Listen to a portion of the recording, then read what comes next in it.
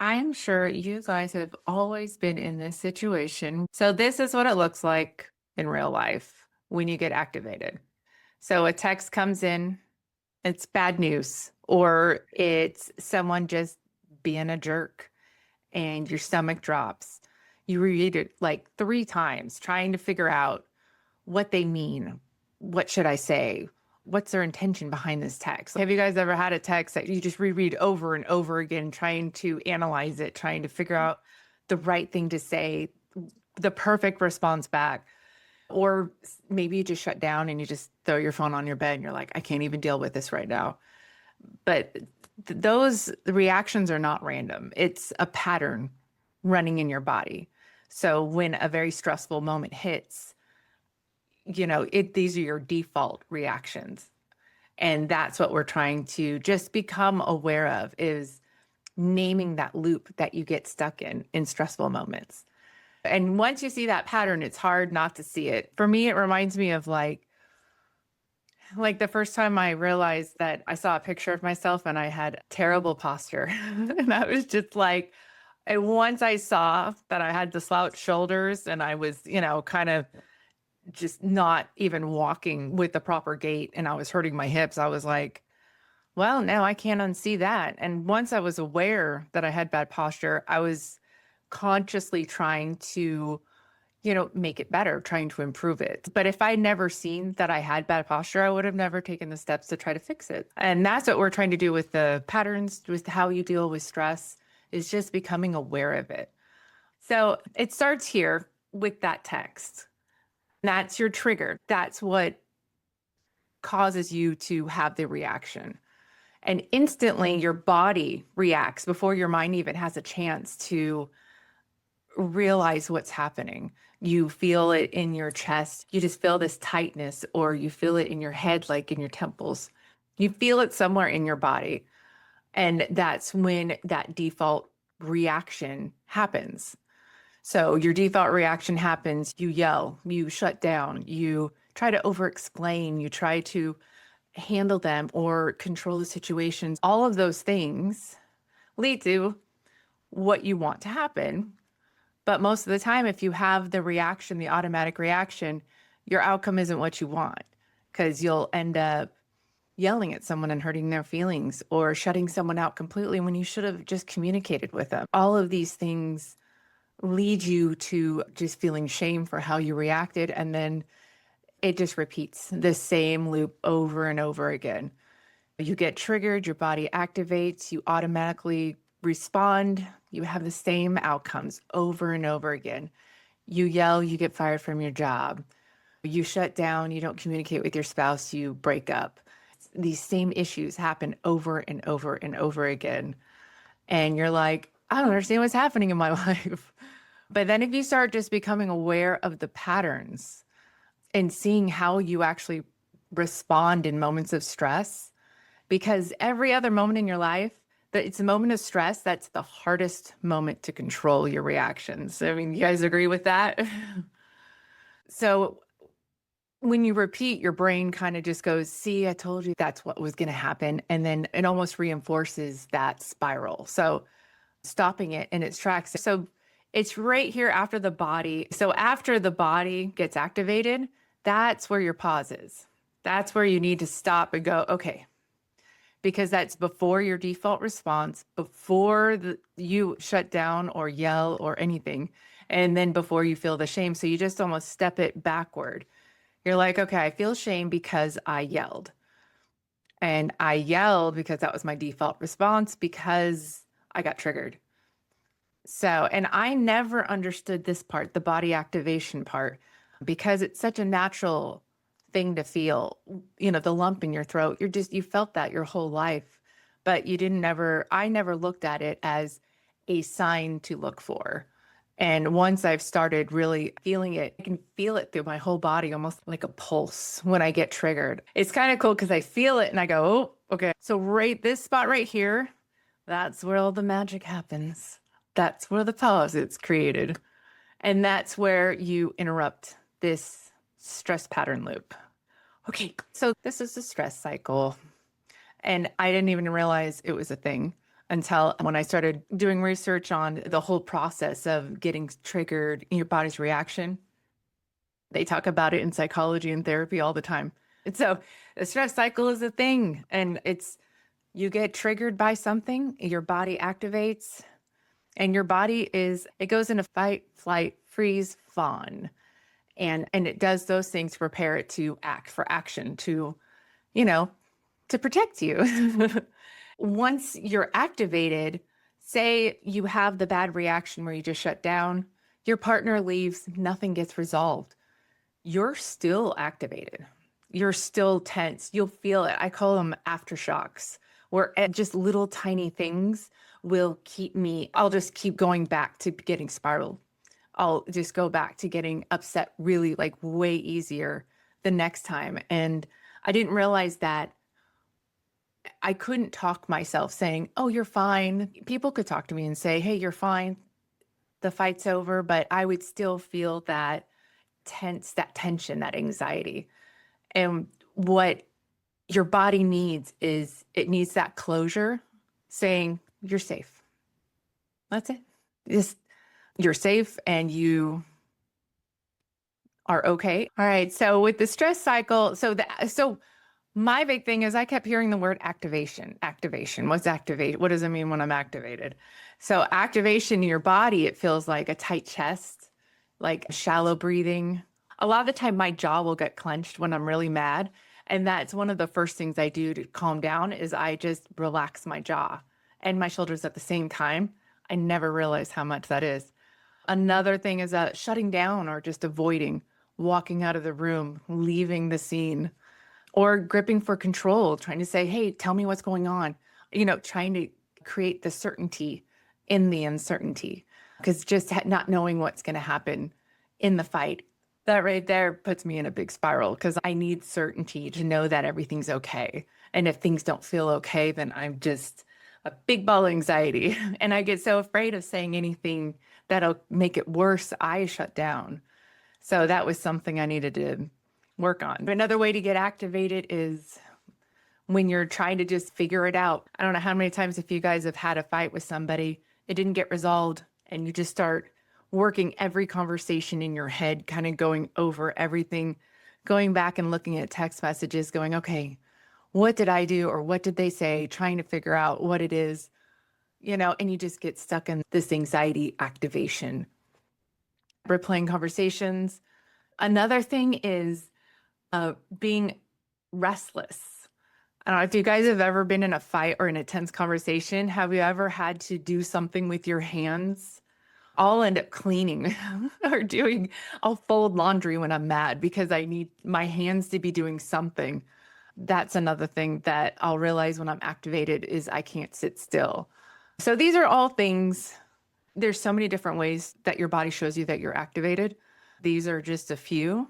And the stress cycle only completes when the body receives proof of safety.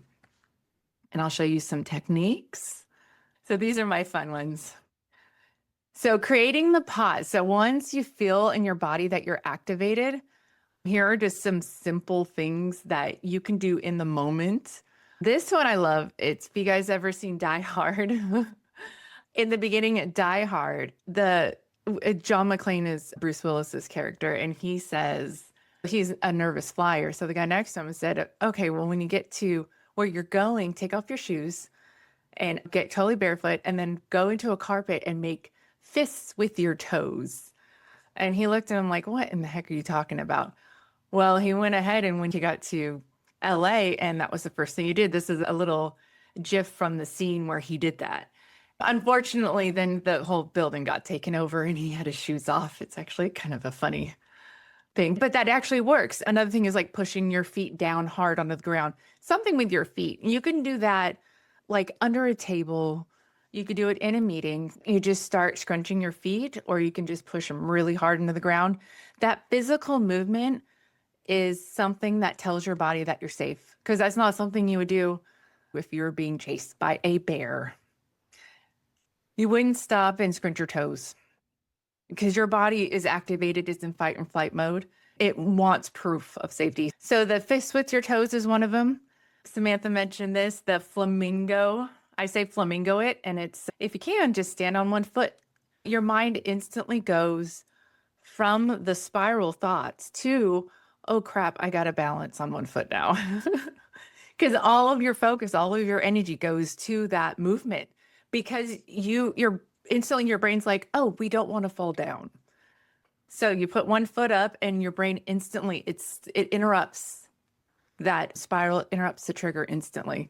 I've done it. It looks silly and it's amazing. I love it.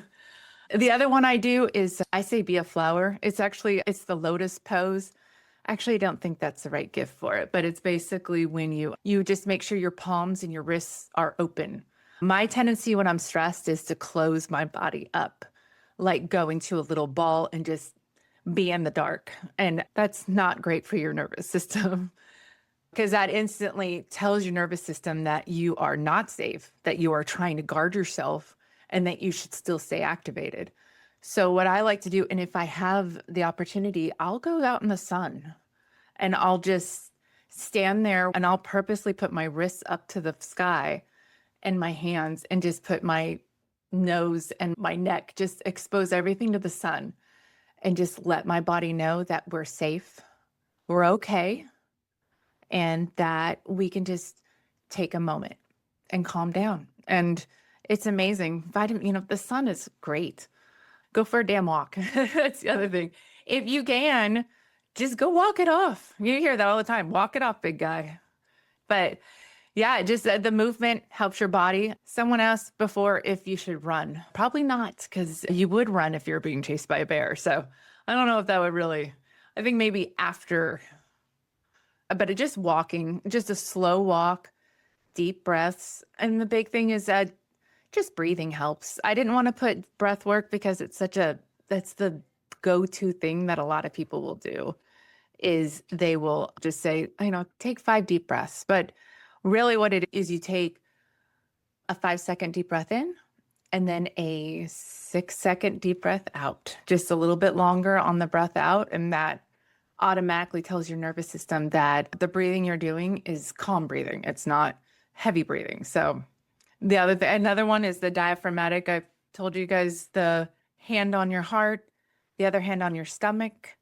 If you're breathing through your chest, if you're breathing through your stomach, like you're blowing up a balloon when you breathe in, that is diaphragmatic breathing. And just breathing that way instantly calms your body down. Yeah, the crossing of the arms, that's closing off and almost protecting yourself. I've been watching a lot of interrogation videos, and it's the ones where they say exactly like, oh, see how this person crosses their arms and their legs and leans away from the investigator. That means they're trying to, keep something to themselves.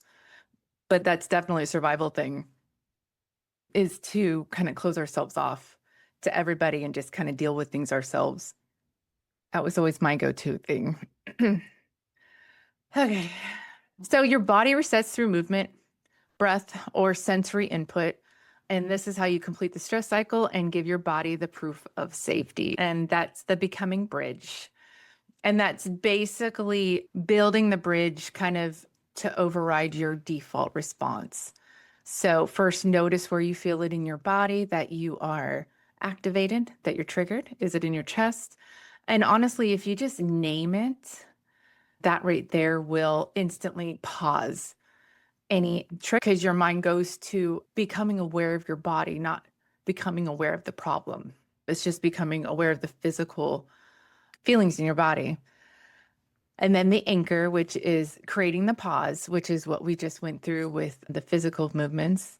And that's really what building the bridge is, being able to give yourself enough space to regulate.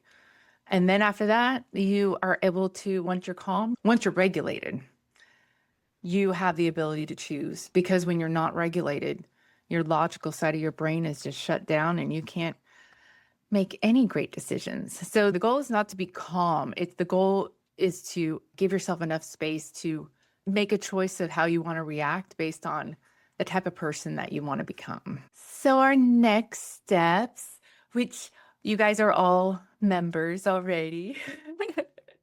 The next steps really is just starting to notice the loop. And you don't really even need to fix anything, like just beginning to recognize when it's happening, that right there is tremendous. It's because being able to just see what's happening. For me, that was how, when I first started kind of tracking what I was eating, that awareness caused me to stop and think. I would pause before I ate anything because I was aware of what it was going to be. Was it going to help me accomplish my goal? So it's like just becoming aware of it really helps stop any cycle. And then practicing the pause, which is using the bridge to notice, to anchor yourself, and then to choose based on, you know, a regulated nervous system, basically. Even a few seconds, just a few seconds pause. Just stand on one foot while you're having a serious conversation with your boss. Yeah, it's just amazing how it works. Every time I'm able to calm myself down using these type of somatic movements, it just blows my mind, man. It's just cool because I could feel instantly, I can feel everything just relax. And it's like, oh my gosh, I wish I would have known this like when I was a kid. I was talking to my dad and he was saying that he had gotten frustrated with something like his phone or something. And he was like, yeah, he goes, I reacted like Candace. I was like, yeah, that means I'm yelling or screaming, or not screaming, but like shutting down, crying. My mom's here. She knows how I always had these big reactions as a kid. But my parents knew that, it just was who I was. And I would go to my room and come back. And once I was calm and, I was able to talk about it. But you don't always get that time to go into your room for however long. you know, and when you're an adult, you have to figure out how to calm yourself down. Because, I mean, yes, talking to a loved one that really settles your nervous system, that's always, always helpful, but you can't depend on having someone else there to regulate you. Learning to regulate yourself in these hard moments is key to keeping consistent with your journey, because we all know that it's these stressful moments that cause the emotional eating. Honestly, my reactions caused so much shame. And so it didn't really matter how I reacted or what actions I took. They weren't aligned with who I wanted to be, because I would not communicate, which I want to be a good communicator. I would try to leave, which I don't want to be the person that abandons another person in a hard moment. I want to be there for them. But there's times where I can't handle the stress and I leave. And I'm like, I wouldn't want my partner to do that. And I don't want to do that. So I want to learn to give myself enough space to leave and then be able to come back and have that conversation. And that's what we do in the Becoming Hub. We practice understanding your pet. It's going to keep going, whether I get a job, a regular job or not. I'm going to keep that going. I'm going to be working on 3 more courses I'm going to be adding. It's the physical fitness ones. It's the barbells and badassery, the Better Body Blueprint, which is going to be teaching you how to start fitness with where you're at. Just reassessing yourself now, even if you've been doing fitness for months, for years, just kind of just getting an idea. Because for me, what I realized is getting into strength training without doing assessments was trying to do a budget without looking at your money, of where you're at, what's coming in, what your financial snapshot is. It's just like going out of, just going, well, I think I pay this much. I think I could lift this much. I think this would be a good exercise for me. Like this person does it. Let's look at where you're starting. Let's look at where your imbalances are. Let's get your plan, because there's a way to get this a fitness plan for you that you can build. So we can just name, because I want to build it so we can see where your imbalances are. And then I can even give you like something where it says, if these are your imbalances, here are the exercises you should be doing.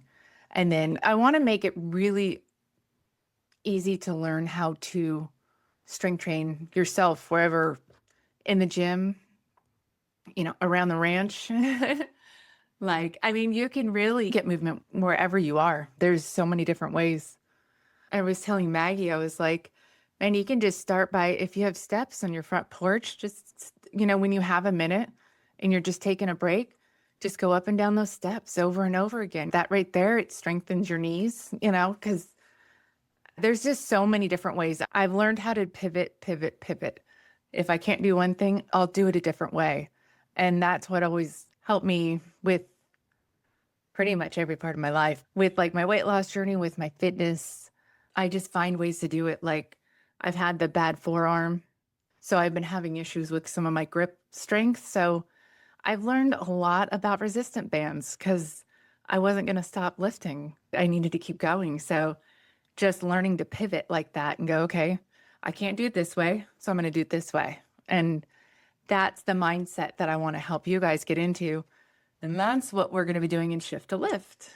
So it's not just going to be about lifting weights in a gym. It's going to be about wanting to care for yourself.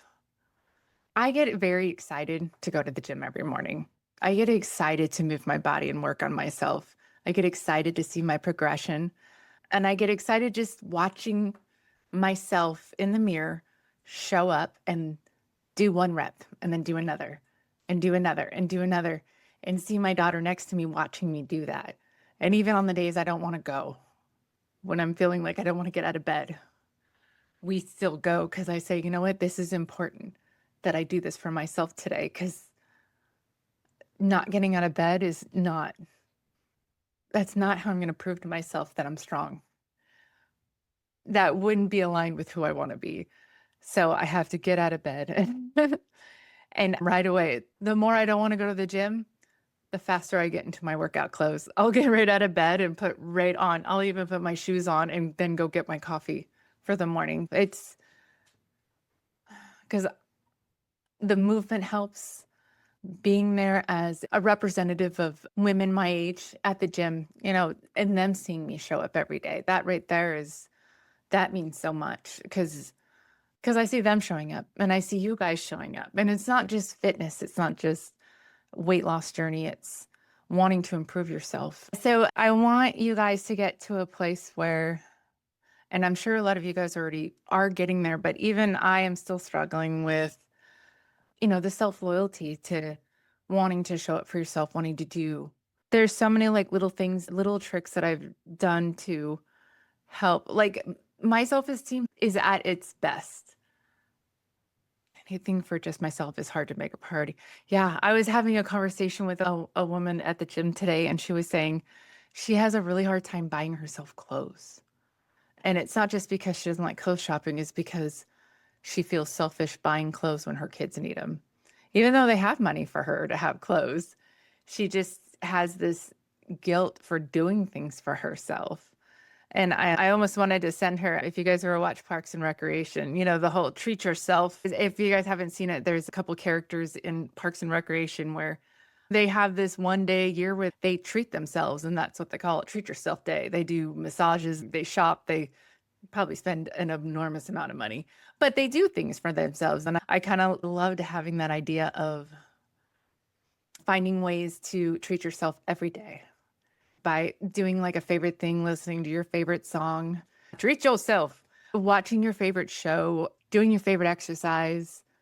I'll listen to our favorite songs on the way to the gym to get us pumped up. I'll find favorite foods that fit in my goals, and I just learn to tweak them and they become my favorite, and I look forward to them every day.